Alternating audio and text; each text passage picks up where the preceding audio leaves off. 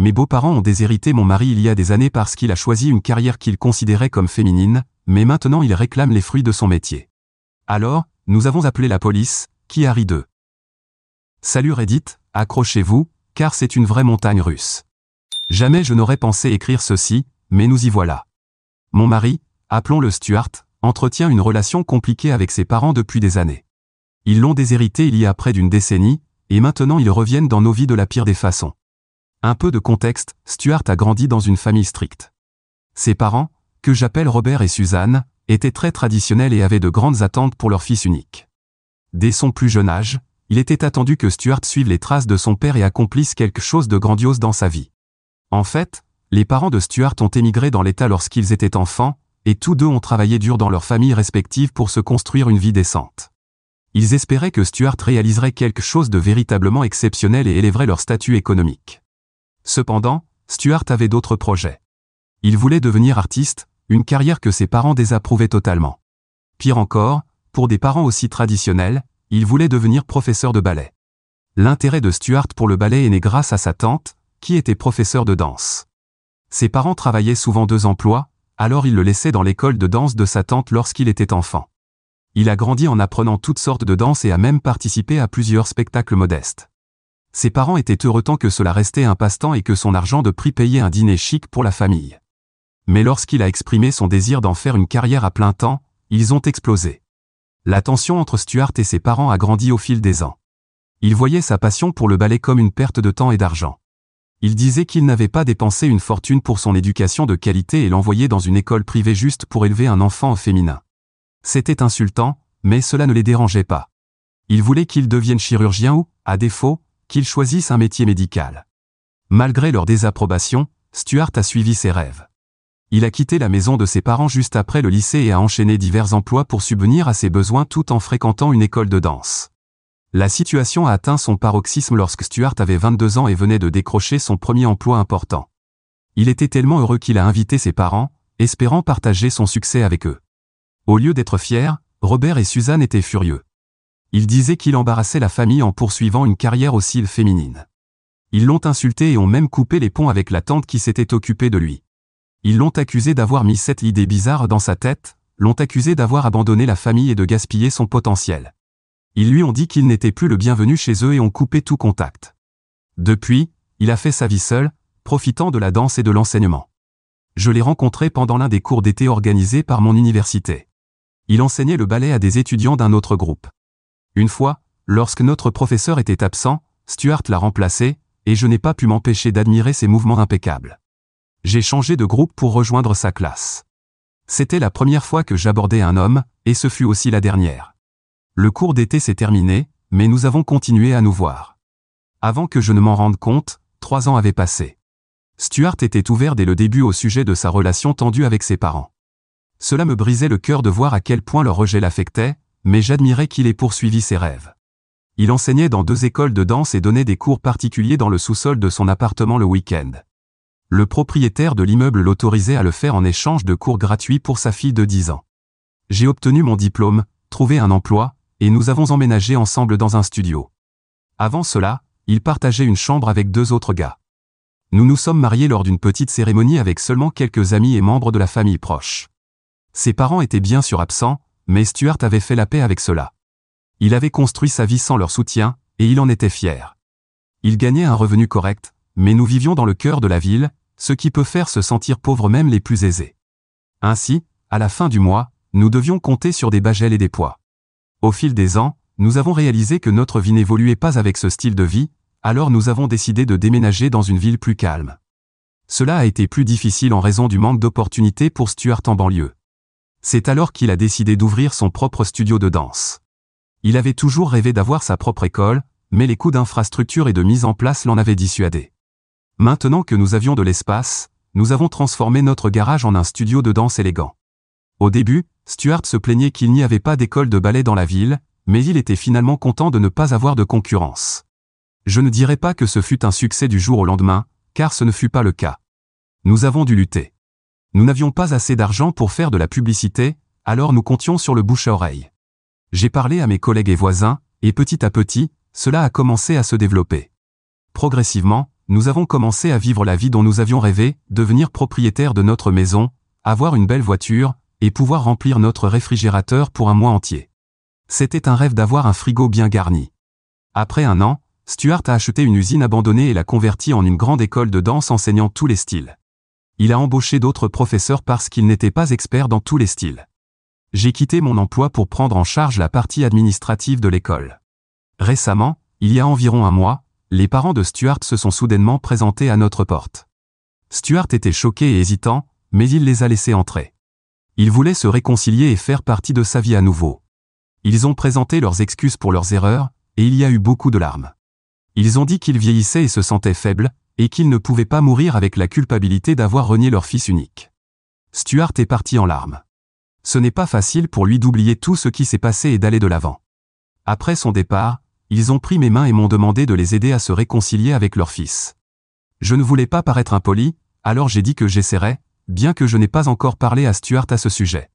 Je ne sais pas si j'ai trop regardé ou lu des histoires de parents cupides qui reviennent après le succès de leur enfant, ou si c'est simplement mon instinct naturel de protéger mon mari qui me rend méfiante face à leur retour dans nos vies. Je ne suis pas une sorcière, mais c'est ce que je ressens. Vous pouvez m'aider avec un peu de perspective. Que pensez-vous, sont-ils revenus uniquement par amour, ou ont-ils des intentions cachées? Mise à jour 1. Merci pour vos commentaires. Comme la plupart d'entre vous l'ont dit, il était difficile de deviner leurs véritables intentions, alors j'ai laissé Stuart décider sans partager mon opinion. Au départ, il était hésitant, mais son optimisme, comme toujours, a pris le dessus, et il a décidé de leur donner une chance. Je ne lui en veux pas, cet optimisme est ce qui l'a amené là où il est aujourd'hui. Pendant ce temps, Suzanne nous avait invités à dîner, alors quand Stuart a pris sa décision, nous avons accepté son invitation. C'était gênant, mais civil. Stuart se retenait, essayant de ne pas rendre la situation inconfortable pour moi. Il nous rendait visite de temps en temps, et bien que les conversations soient tendues, Stuart appréciait l'effort qu'il faisait. Quelques rencontres se sont passées comme ça, et j'ai remarqué que la colère réprimée de Stuart envers ses parents s'accumulait alors qu'elle aurait dû être libérée. Leur relation semblait s'améliorer en surface, mais Stuart avait encore des sentiments mitigés à leur égard. J'ai suggéré une thérapie, mais connaissant Stuart, je n'étais pas surprise par sa réponse, il a nié avoir des problèmes à discuter avec un thérapeute. Alors, la prochaine meilleure option était la confrontation. La prochaine fois que Suzanne nous a invités, j'ai annulé le plan et demandé à Stuart d'y aller seul. Il a refusé, disant que ce serait inconfortable. Je lui ai dit que c'était justement le problème, cela ne devrait pas être inconfortable de rencontrer ses parents.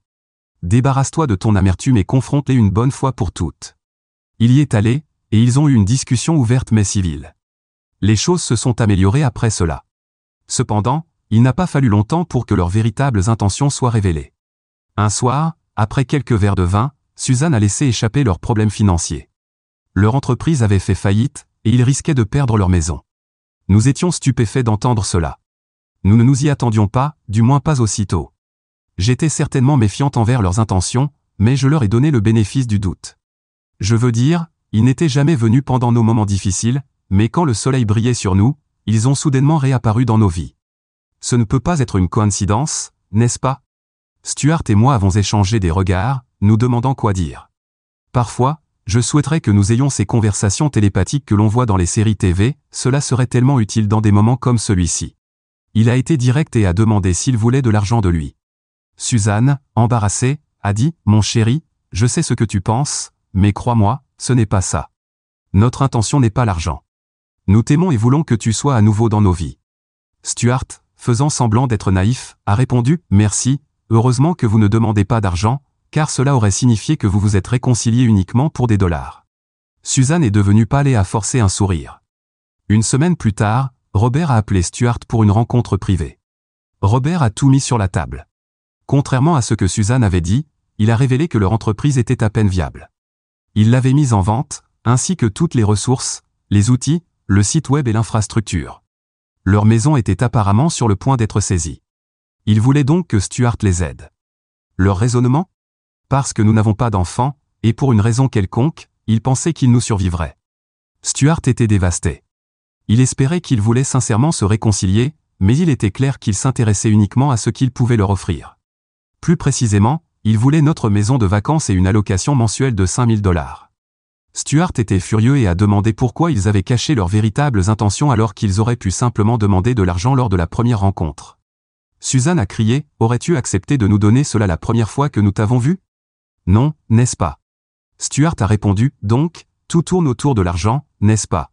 Suzanne a essayé de le calmer et a dit qu'il l'aimait vraiment, et que l'argent n'en était qu'une partie. Stuart a crié, alors pourquoi n'êtes-vous pas venu me voir quand j'étais au plus bas, à me battre pour un repas? Robert est intervenu, criant en retour, parce que nous voulions que tu souffres pour tes erreurs.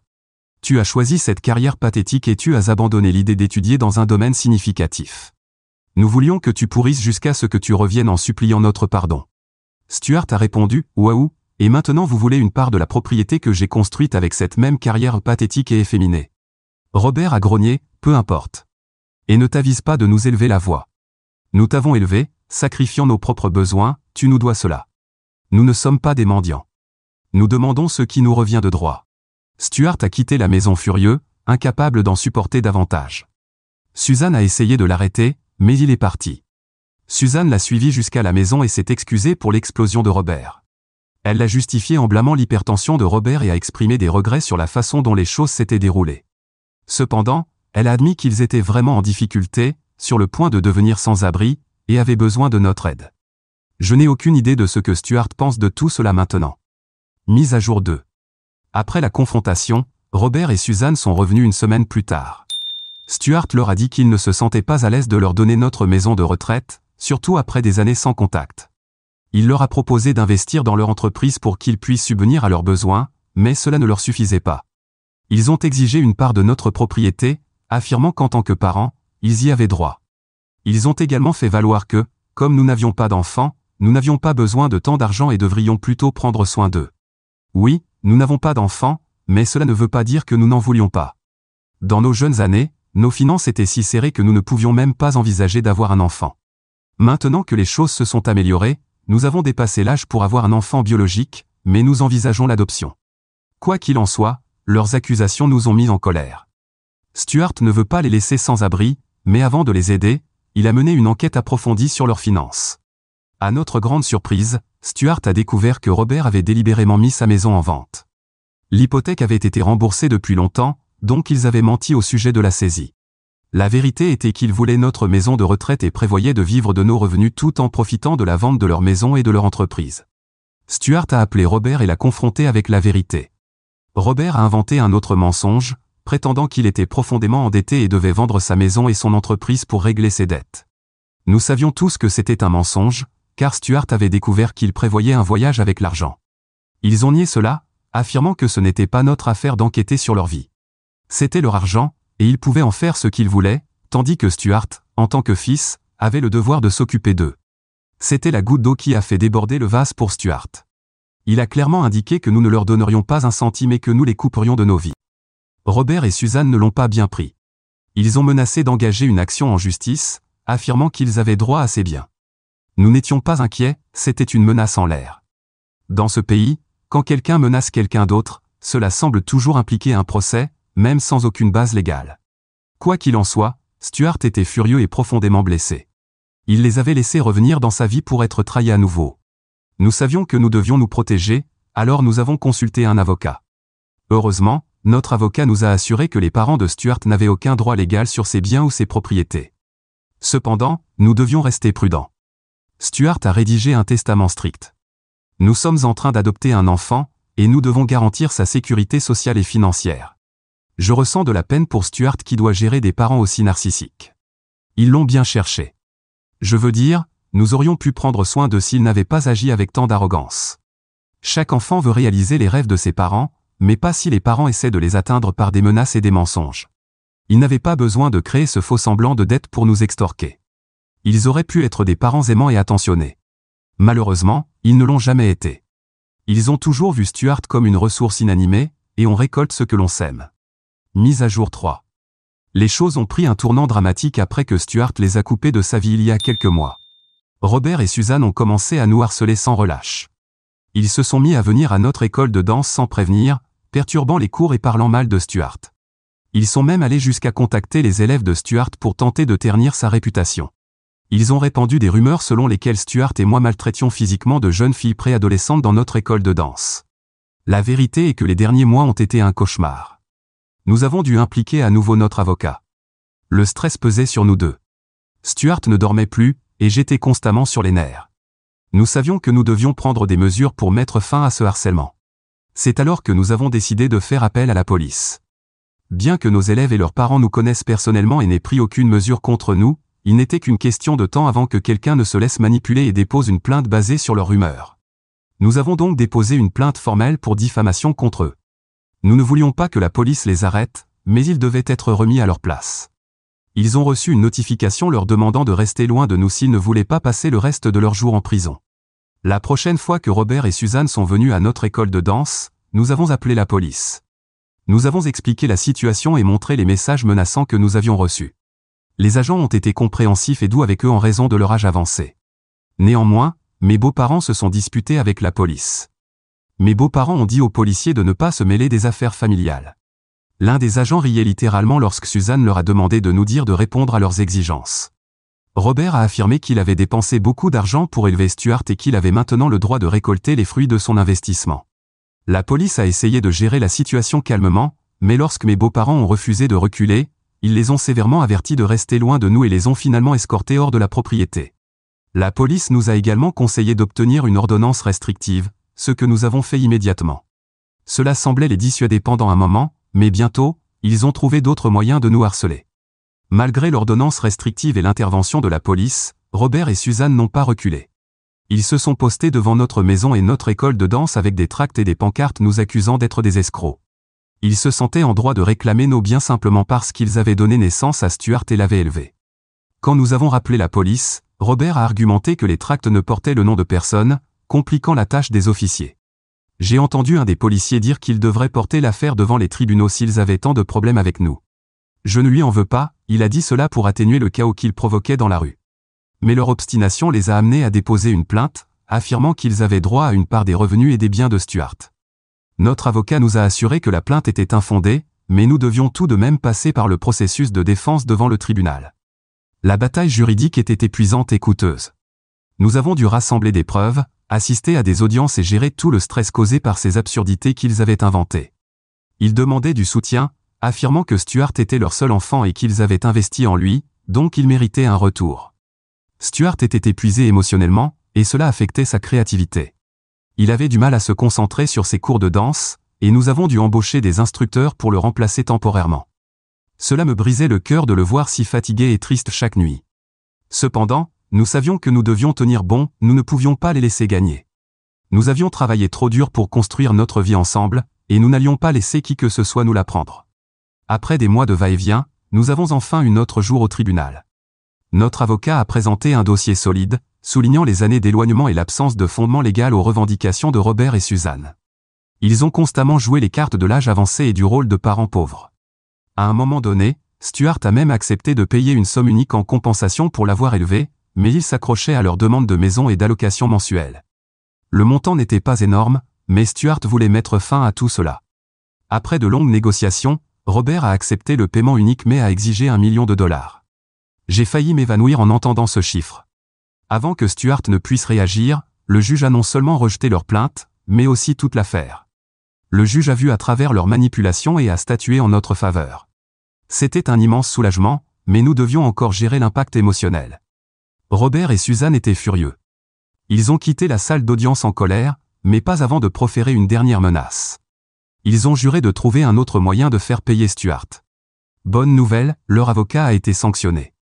Selon notre avocat, il n'est pas rare que certains avocats acceptent des affaires comme celle-ci, car, malgré les sanctions, ils exigent généralement un paiement anticipé et finissent par gagner de l'argent, même si leurs clients n'obtiennent rien.